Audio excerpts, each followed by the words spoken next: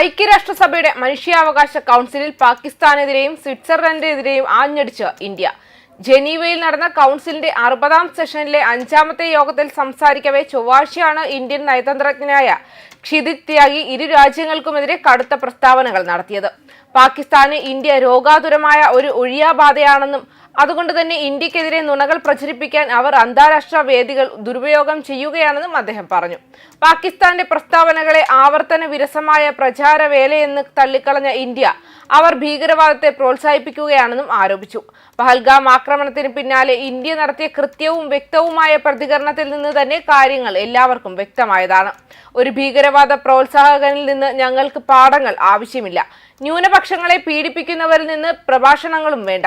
സ്വന്തം വിശ്വാസ്യതയെ ഇല്ലാതാക്കിയ ഒരു രാജ്യത്തിൽ നിന്ന് ഉപദേശവും ആവശ്യമില്ല.